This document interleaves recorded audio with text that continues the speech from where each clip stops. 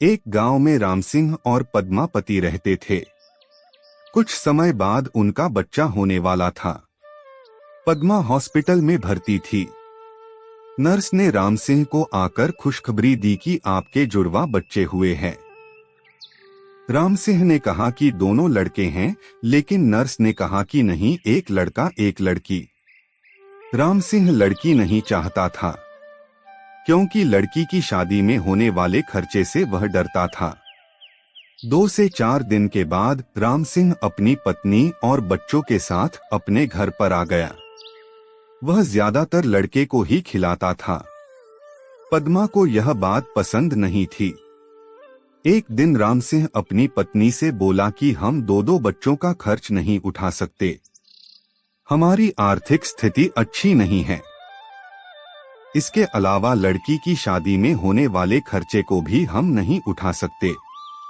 इसलिए हम लड़की को मेरे मित्र को सौंप देते हैं, जिसकी कोई संतान नहीं है।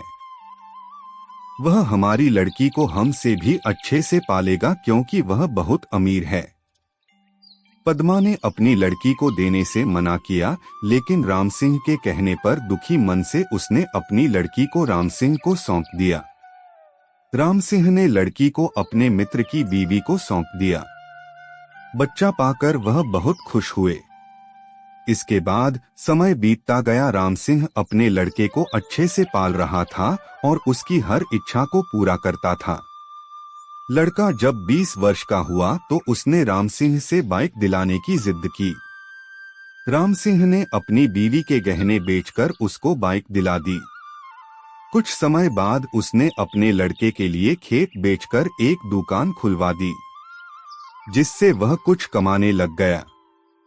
फिर कुछ समय बाद उसकी शादी भी करा दी। शादी के बाद राम सिंह के लड़के का व्यवहार बदल गया। वह अपने पिता से बोला, आप मेरे ससुराल वालों को ताना मत मारा करो। रोज रोज वह किसी बात पर अपने माँ बाप से झगड़ा करता था। एक दिन उसने राम सिंह और पद्मा दोनों को उन्हीं के घर से निकाल दिया। बहुत समझाने पर भी वह नहीं माना। राम सिंह और उसकी पत्नी एक मंदिर में गए। वहां पहुंचकर पद्मा ने राम सिंह को कहा कि मंदिर का प्रसाद खा लेते हैं। जब वो प्रसाद ले रहे थे तो वहां पर राम सिंह के मित्र की पत्नी आ गई। उसने राम सिंह को पहचान लिया।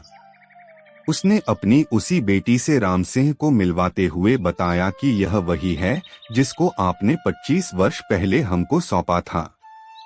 आज यह एक डॉक्टर है और वृद्धाश्रम भी चलाती है।